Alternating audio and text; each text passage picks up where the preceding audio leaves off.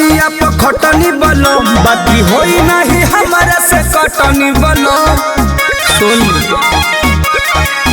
कल के तनो पलंगिया पर खटनी बलो बाकी होई नहीं हमारा से कटनी बलो।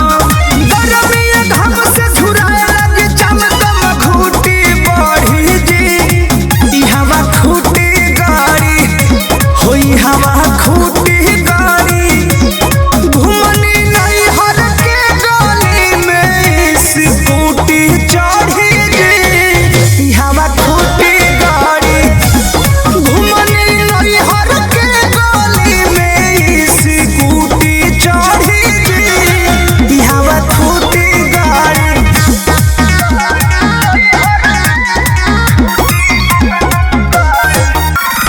Music by Arya Sharma.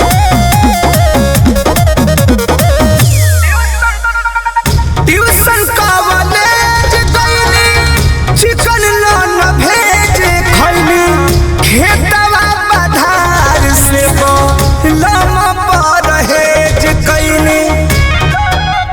ए राजा बुझा ट्यूशन कॉलेज गईली चिकन नान भेज खैली खेतवा पधार से लमा परहेज कैली। रहे उहाँ से फुल सुविधा विदेशी गरमी छुट्टी बड़ी जी ई हवा खूटी गाड़ी ई हवा खूटी गाड़ी घुमनी नहीं हर के गली में स्कूटी चढ़ी जी ई हवा खूटी गाड़ी घुमनी नहीं हर के गली में स्कूटी चढ़ी जी ई हवा खूटी गाड़ी।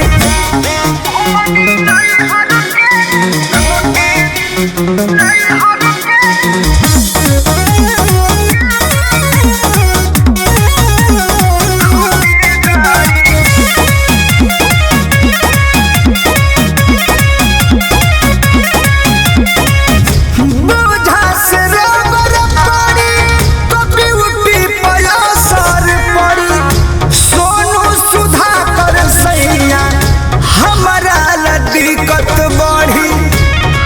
ए राजा बुझा बोझा से रबर पड़ी कभी उठी पयासर पड़ी सोनू सुधाकर सैया हमारा तो दिक्कत बढ़ी। प्रेमी परम धई है बात अनुरोध जन जिद प्यारी जी ई हवा खूटी गाड़ी ई हवा खूटी गाड़ी घुमनी नहीं हर के गली में स्कूटी चढ़ी जी ई हवा खूटी गाड़ी घुमनी नहीं हर के गली में स्कूटी चढ़ी जी ई हवा खूटी गाड़ी।